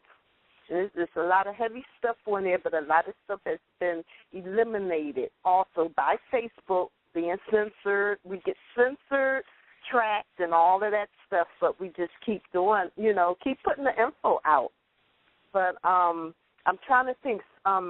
Hold on. I have listings and everything, but I can't get it now because, it makes me work and I'm tired. Yeah, no problem. But if the family wants it, the family should work for it. Go to the site and do the follow-up. Flaxseed. Get some flaxseed, but make sure it's milled. Get flaxseed, pulls it out also. And you have to, when you take flaxseed, of course, you want to drink a whole lot of water. But soak, the main thing, soak. It's a lot of, and the essential oils and stuff. But as soon as tomorrow, after tomorrow, I'll post up some of that information, and if y'all check out right here on Blog Talk Radio under True Nubia, I'm actually a host on my show. It's called It's called News, Views, and Alerts with Yakinja Spirit, and I'm the second show after a show called DAAP, DAAP. I can't remember what it is, but these are two African American FEMA big wigs that are experienced in emergency preparedness. So we have a couple of shows dealing with that, and a lot of this information and more is on there to the level of, because our producer is talking. He's the mind behind the analysis of everything, you know. So, and he just, it's wild. It's been a wild ride for me. I first found out, like I said, in 2011, I was in a whole different state, and I've traveled 2 states to where I am now. But anyway, but the information, I'm gonna let y'all know. You know, you have to take it slow because it is devastating. You know, take it slow. You can get overwhelmed. Take a little at a time. And then do little things that you can to help yourself. You know, start buying food and storing your pantry. We do put up homesteading type of information, like how to make dehydrated food or how to make fire out of, you know, all that kind of stuff. You know, how to stay warm. You know, these are skills that we need to have. Because when it's even a video on YouTube, y'all check out this white nurse maid called the Patriot Nurse, and the video is called "Who Will Die First?"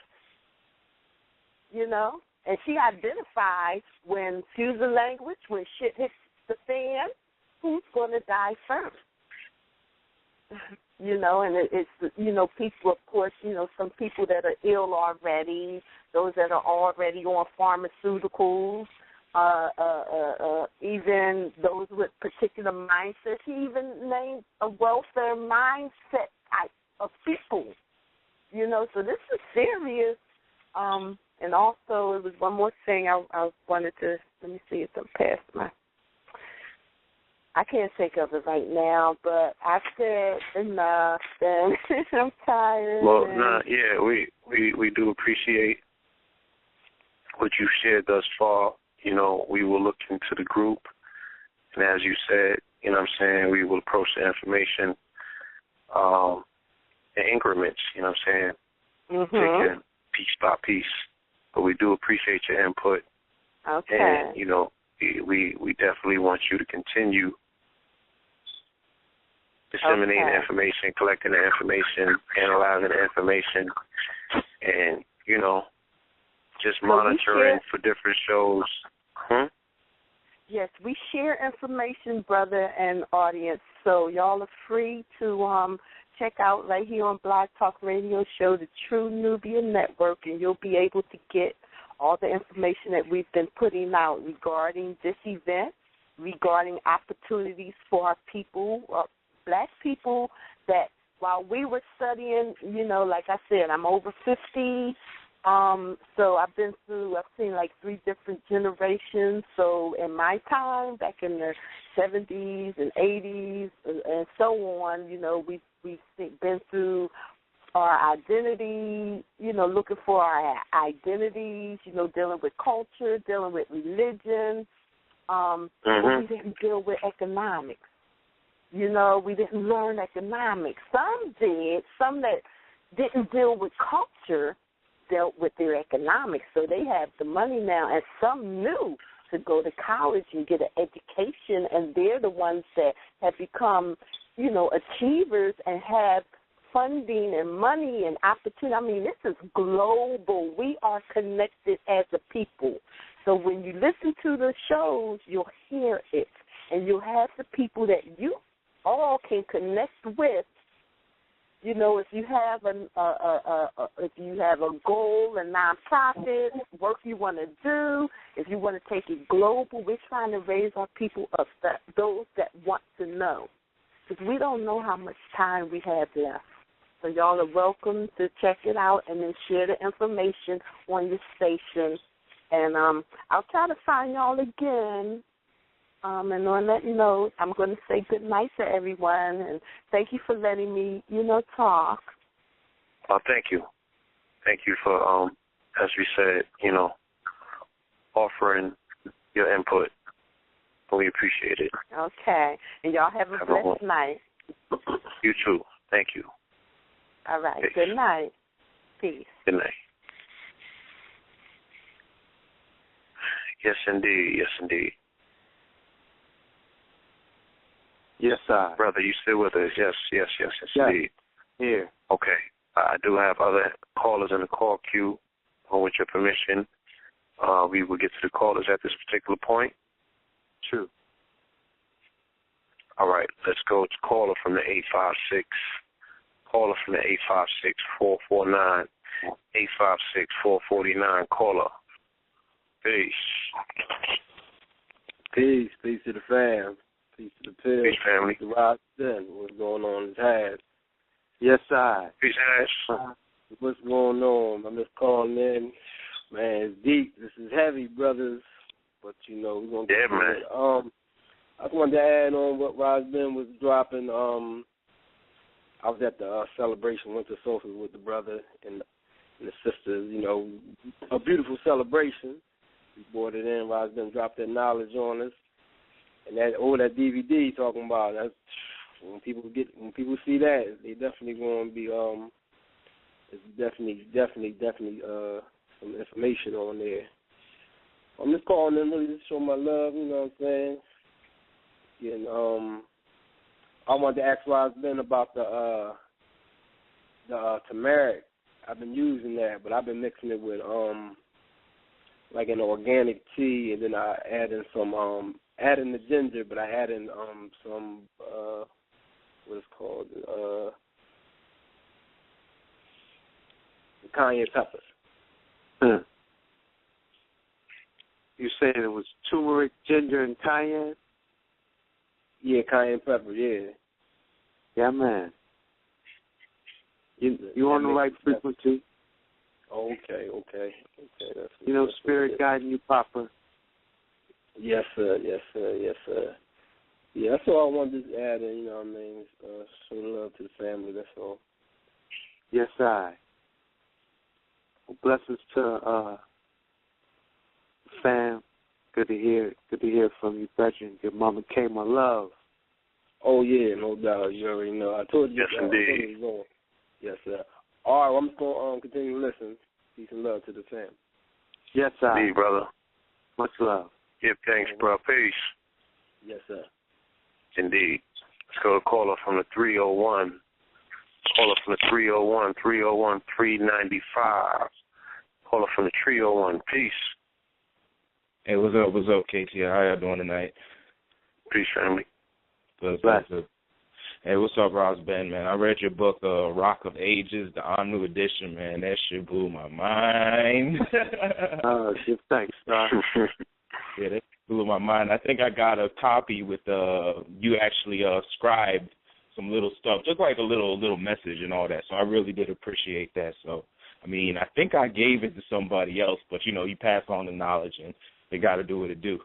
But, my question for you right now, Ross Ben, Master Teacher, is as far as all of this radiation and just the effects on the body, what do you know of any effects of radiation that would have on the bodies of heavily melanated people versus people who don't possess as much melanin? Like, what would be the type of reactions or outcomes, future, present, due to this type of radiation that we'll be exposed to over the course of time, and how the heavily melanated body will take it and how it will, conduce it and transmit it, and basically how it will use it as an energy source.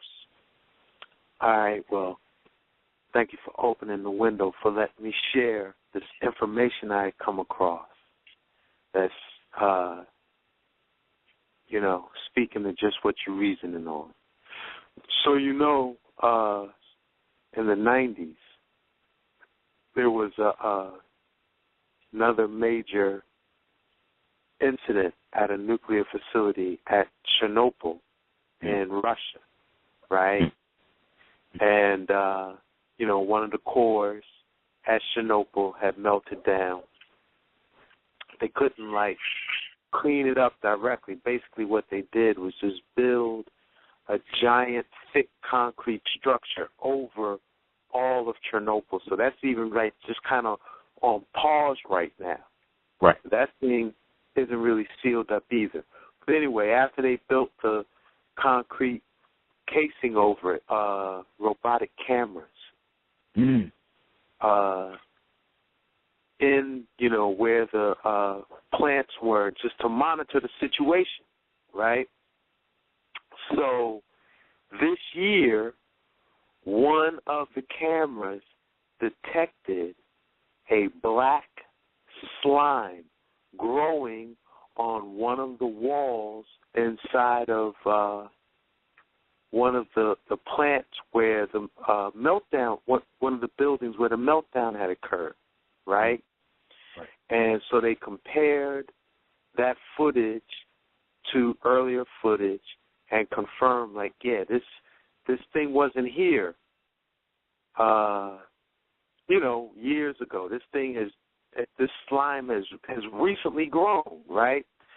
So they sent a next robot in that did a scratching of it, got some samples of it, right, and took it back out, studied this joint, right. And it wasn't any one particular culture. It was a symbiote. It was a community of bacteria and molds.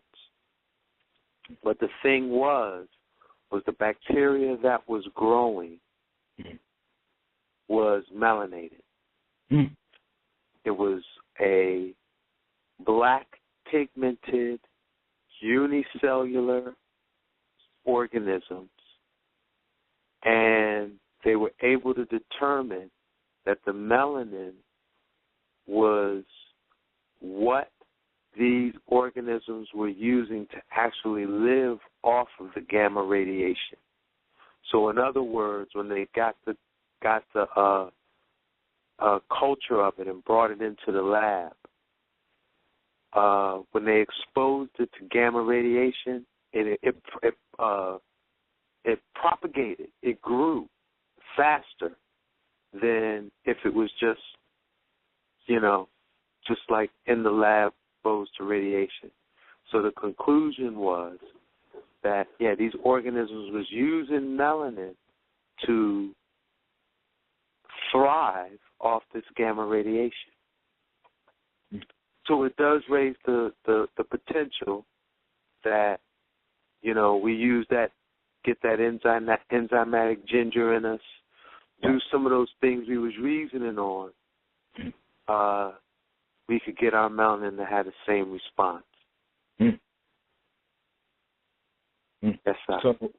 So I mean, I want to hold up. So basically what you're saying is that this slime, in a sense, which was melanated, it used the gamma radiation to, in a sense, protect the plants? It was the food, the gamma radiation was the food source for these organisms. Gamma radiation was food source. The gamma radiation was the food source for these organisms. Yeah, the information is out on the outer net. So let me see, search for Chernobyl bacteria or Chernobyl or melanin. Try that. It'll come up, and it's not. I know there is a lot of bullshit out, but I do. This seemed like legitimate research. Right. Indeed. I want to say thank you, caller. Yes, I give thanks. Give thanks for opening that line of reasoning, brethren.